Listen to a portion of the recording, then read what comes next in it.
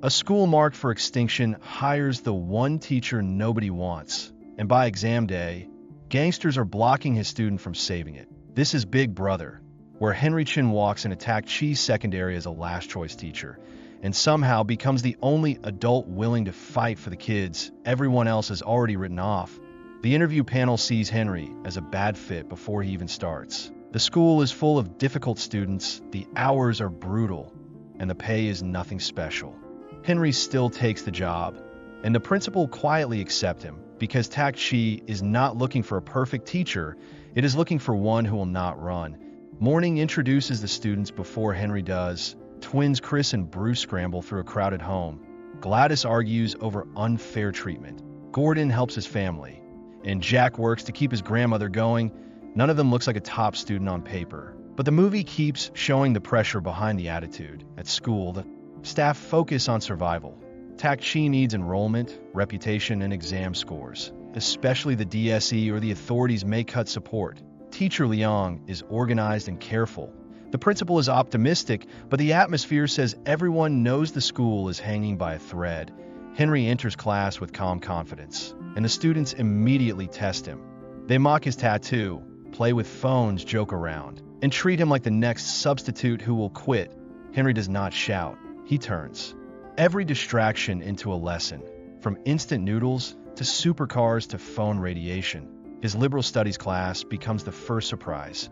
Henry gives the smokers a way out if they can answer his questions, then uses cigarettes to teach chemistry, business, addiction, advertising, and judgment. The kids expect punishment, but he gives them a reason to think, and that unsettles them more than detention ever could. The school's crisis becomes official when an education officer warns that Tak. Chi has too few students and may lose funding. At the same time, the class gets into trouble during a fight. An expulsion is put on the table. Henry steps in, not to excuse them, but to ask why they fought and what they were trying to protect, instead of treating the 5 troublemakers as lost causes. Henry argues that giving up on them would only prove the system has failed. Liang is skeptical, because the DSE decides whether the school lives, but Henry says education is not just exam. Drilling, all students can be taught, if someone bothers to learn who they are. So Henry starts with their lives. Gordon is a Hong Kong-born singer who feels judged by his skin and name, yet still wants to be accepted as himself. Gladys is treated like a daughter whose future should be arranged for her, while she secretly wants control of her own path. Chris escapes into video games because the real world has disappointed him. Bruce struggles with focus and chaos at home, and Jack carries grown-up responsibilities while still being a teenager. The class is not lazy because they enjoy failing. They are tired because every day starts with a different weight. Outside school, a larger threat is moving in. A developer named Boss Xiang wants the land Tak-Chi sits on, and as people discuss how to force the school out so luxury housing can rise in its place. The failing school is not just an education problem anymore. It is valuable property. Jack becomes the first student Henry pulls back from the edge of a bad path. Jack works in a restaurant, gets mixed up with shady men, and is tempted by quick money. Henry finds him in trouble and quietly handles the danger. Then visits Jack's grandmother and discovers how hard the boy has been trying to protect her. Instead of exposing Jack, Henry brings the grandmother a scholarship in the school's name. It is a small lie with a merciful purpose because Jack needs dignity more than another lecture. When Jack sees that Henry understands his burden, the tough front finally cracks, and school begins to look like something worth returning to. Gordon's problem is different. His dream is music, but confidence disappears when he has to perform. Henry catches him chasing concert tickets and turns it into a challenge. If Gordon says he can sing, then he should sing where strangers can hear him. The moment is awkward, funny, and terrifying for Gordon, but Henry starts the performance with him until the boy finds his voice. It is not about talent anymore. It is about proving that fear does not get the final vote. Gladys is fighting a quieter battle. At home, her father wants her to meet a wealthy family and think about marriage after graduation, as if her future is a business arrangement. Henry notices she is bright, especially in mathematics, but nobody seems to ask what she wants. Her rebellion comes through cars and risk. Gladys takes her father's vehicle around a parking lot, and Henry turns the confrontation into a strange driving challenge. Her father runs after her, panicked and angry. But when she falls and everyone gathers around, the real issue finally surfaces. He loves her, but his love sounds like control, and she hears every warning as rejection. The crash becomes a reset, not because it solves everything, but because father and daughter finally speak without hiding behind pride. Henry does not replace her family. He helps them hear each other. Chris and Bruce face their own home problem. Their father, Mr. Guan, drinks heavily and has become a stranger to them. Henry arranges a school reporter visit, letting the boys interview him without fully preparing them for the emotional truth. Guan admits he has lost years to regret and does not know how to talk to his sons. The twins hear what he could never say at home, that he is sorry and still loves them. Henry's method is risky, almost unfair, but it cuts through years of silence. And the boys begin to see their father as a broken person, not just a burden. Tak-Chi starts changing because Henry treats every subject like a doorway into life, not a wall of answers. He helps Liang plan more interesting classes, pushes the students toward university goals, and slowly turns mock exams from humiliation into momentum. Even Jack, who gives an answer outside the choices, is praised for thinking, but the movie keeps reminding us that hope can make pressure worse when the finish line becomes everything. Bruce wants to concentrate, and someone mentions smart drugs. Soon he overdoses on Ritalin and is hospitalized after a self-harm crisis. The film keeps the moment non-graphic, focusing on shock and consequences. Parents panic, media arrive, and the authorities turn the incident into proof that Tak-Chi may be unsafe. Henry is called to a hearing where officials attack his teaching style. They say he ignored the curriculum and lacks the character to guide students. Henry does not defend himself with excuses. Instead, he asks why so many young people are breaking under the education system, and why everyone wants a scapegoat more than a solution.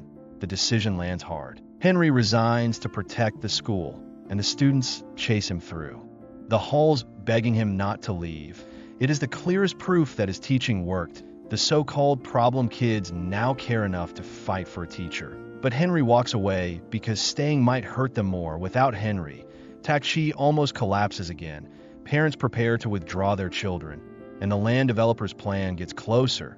Then the principal makes a dangerous promise. If the school cannot prove its vision, he will leave education himself. Liang steps up and explains what Tak-Chi stands for. Grades matter, but character and growth matter too. The teachers rally, and even without Henry in the room, his influence stays behind. Liang becomes warmer. The physical education teacher tutors students, and the class starts studying with real purpose. The school that was supposed to be obsolete is now working like a family under deadline. But the enemies watching the land are not finished. We finally learn why Henry carries so much guilt. He used to be a Tak-Chi student himself.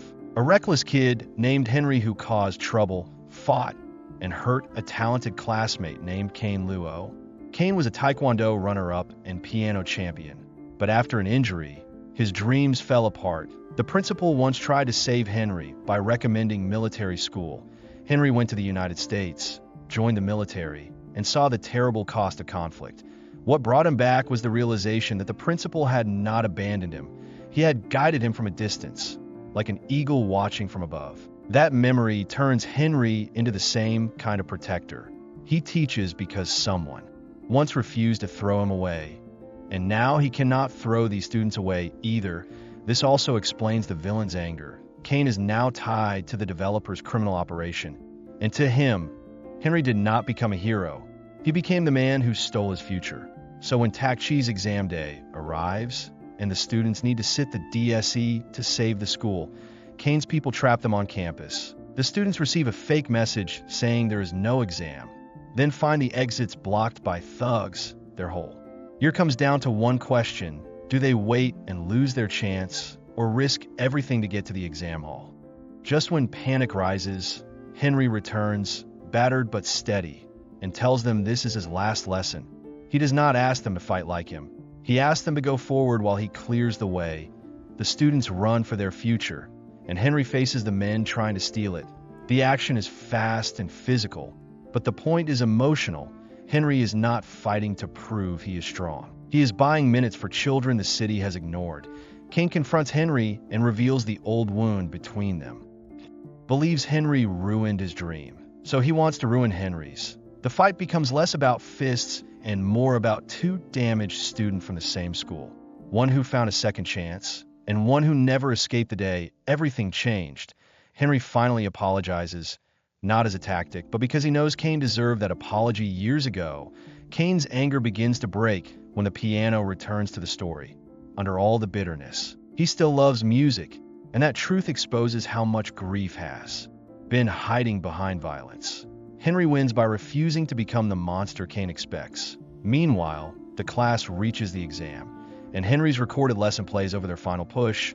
He reminds them that reality will challenge their morals, beliefs, in pursuit of truth, goodness, and beauty. Passing the test matters, but the real challenge is what kind of people they choose to become after the test ends. The ending pays off each student with a new direction. Jack and his grandmother get the chance to move into better housing. Gordon prepares new music for his channel. Gladys receives support from her father and a car that now means trust instead of rebellion.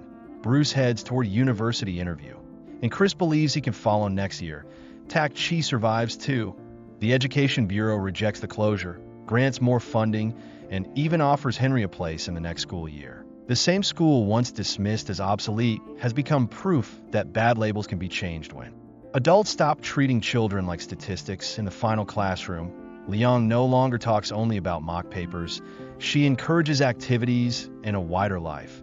Henry returns as Dean of Discipline, joking that he can keep talking forever, and the students know he probably will. Big Brother ends as a crowd-pleasing action drama, but its sharpest punch is simple. The kid who tests your patience may be the one waiting to see if you will give up first. If this recap made you root for Tak-Chi's worst class, keep one seat open in the comments and tell me which student deserved the biggest second chance. Make sure to subscribe and turn on notifications so you can watch more videos like this. Thanks for watching.